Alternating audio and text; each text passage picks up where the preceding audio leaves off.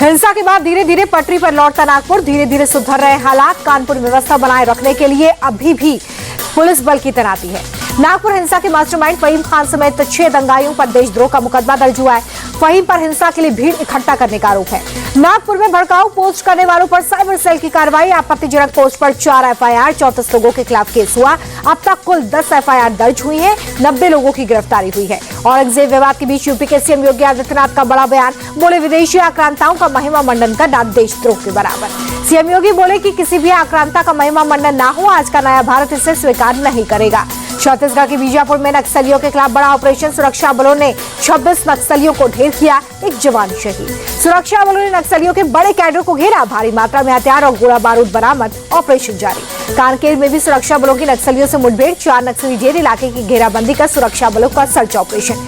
बीजापुर और कांकेर में नक्सलियों के एनकाउंटर पर अमित शाह ने सुरक्षा बलों की पीठ थपथपाई, कहा अगले साल 31 मार्च तक नक्सल मुक्त होगा देश। बिहार के भागलपुर में केंद्रीय मंत्री नित्यानंद राय के 2 भांजों में खूनी झड़प, मामले विवाद को लेकर सगे भाइयों के बीच में झड़प हुई।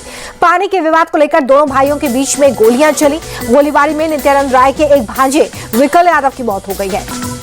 पुलिस ने 7 नामजद और आधा दर्जन से ज्यादा लोगों के खिलाफ केस दर्ज कर लिया है। फायरिंग में हुए घायलों का सैफई अस्पताल में इलाज चल रहा है। किसान आंदोलन को जबरन खत्म कराने पर सियासी संग्राम तेज हो गया है। संसद परिसर में कांग्रेस सांसदों का प्रदर्शन, मान सरकार पर हमला बोला, कहा कि सीएम मान ने किसानों की पीठ में छुरा घोंपा।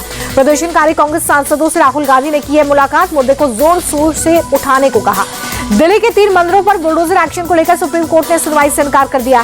तीनों मंदिर समितियों को हाईकोर्ट जाने के लिए कहा।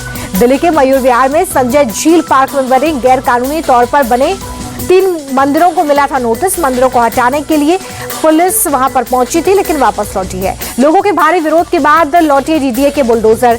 संजय लेक के कालीबाड़ी, अमरनाथ, बद्रीनाथ मंदिर के डिमोलिशन का मुद्दा है। पथपरगंज के विधायक रविंद्र नेगी पहुंचे मंदिर, कहा कि सीएम से बात कर रुकवाया है बुलडोजर एक्शन। नेगी ने एलजी से भी फोन पर बातचीत करने का दावा किया है। दिल्ली में अकबर रोड के साइन बोर्ड पर कुछ लोगों ने काले रंग की पुताई कर दी है। बाद में साइन बोर्ड के पास से महाराणा प्रताप के पोस्टर लहराए गए हैं। साइन बोर्ड की पुताई करने वालों का हिंदू राष्ट्र नवनिर्माण सेना से जुड़े होने का दावा है। पुलिस पूरे मामले की छानबीन में जुट गई है। दिल्ली विधानसभा के अध्यक्ष विजेंद्र गुप्ता ने मुख्य महासचिव को लिखा है पत्र, कहा कि अधिकारी विधानसभा सदस्यों के पत्रों, फोन कॉल का नहीं दे रहे हैं जवाब। ये गंभीर मामला है। गोंडा दौरे पर सीएम योगी आदित्यनाथ विकास कार्यों और कानून व्यवस्था को लेकर समीक्षा बैठक की। अधिकारियों और जनप्रतिनिधियों को सख्त निर्देश दिए। श्रीलंका की जेल से रिहा किए गए 13 भारतीय मछुआरे चेन्नई हवाई अड्डे पर अधिकारियों ने रिसीव किया। साइबराबाद में अभिनेता राणा दुग्गबती, प्रकाश राज समेत 25 लोगों के खिलाफ एफआईआर दर्ज की गई है। सट्टा ऐप्स को बढ़ावा देने का आरोप है। जयपुर हत्याकांड पर पुलिस का बड़ा खुलासा, आरोपियों ने लोहे की रॉड से हमला कर की थी हत्या, सबूत मिटाने के लिए शव को जलाने की कोशिश। मेरठ हत्याकांड की आरोपी मुस्कान के परिवार ने उसे समाज के लिए बताया खतरनाक। मां ने कहा कि हमारी बेटी को फांसी दे दी जाए। संभल के बाद अब मुरादाबाद में भी नेजा मेले का विरोध। मेले को रोकने के लिए हिंदू संगठन ने एसडीएम को दिया ज्ञापन। यूपी के गाजीपुर में 25,000 का इनामी बदमाश महावीर यादव गिरफ्तार। पुलिस ने एनकाउंटर में महावीर यादव के पैर पर गोली मारी। श्रीनगर में बीजेपी नेता और पूर्व विधायक वकील मोहम्मद खान ने की खुदकुशी, अपने आवास पर खुद को गोली मारी। पुलिस जांच में जुटी है।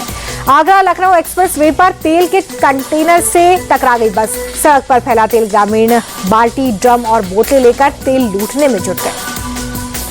देखते ही देखते मंडी में तब्दील हो गई सड़क। पुलिस के पहुंचते ही मची भगदड़। सड़क हादसे से ज्यादा तेल लूटने की चर्चा हो रही है। यूपी के लखीमपुर खीरी में गेहूं के खेत में आराम फरमाता दिखा बाघ। मैलानी फॉरेस्ट ट्रेन से निकलकर रिहायशी इलाकों के पास पहुंचा। आसपास के लोगों में दहशत है। डिश टीवी, वॉचो और क्लाउड टीवी का कोलैबोरेशन। डिश टीवी ने सीआरओ सुखप्रीत सिंह बोले कि सारा कंटेंट एक ही प्लेटफॉर्म और एक ही सब्सक्रिप्शन पर उपलब्ध होगा। क्लाउड टीवी के फाउंडर अभिजीत राजपुरोहित बोले कि 50 लाख और डिवाइस जोड़ने का टारगेट है। आसानी से सभी कंटेंट मिलना वॉचो के डीएनए में। हीरो मोटोकॉर्प ने 6 सीनियर एग्जीक्यूटिव्स के इस्तीफे लिए। सख्त रुख के चलते छोड़ी कंपनी। चेयरमैन ने कहा था कि मैं आप सब पर नजर रख रहा हूं। मारुति टाटा के बाद हुंडई और होंडा ने भी दाम बढ़ा दिए हैं। कंपनीज ने 4% तक कीमत बढ़ाने का ऐलान कर दिया है। क्रिकेटर युजवेंद्र चहल और धनश्री का तलाक हो गया है। फैमिली कोर्ट ने सुनाया फैसला। 4 करोड़ 75 लाख रुपए की एलिमनी पर सेटलमेंट हुआ है। पिछले 2.5 साल से दोनों अलग अलग रह रहे थे। दिसंबर 2020 में शादी हुई थी।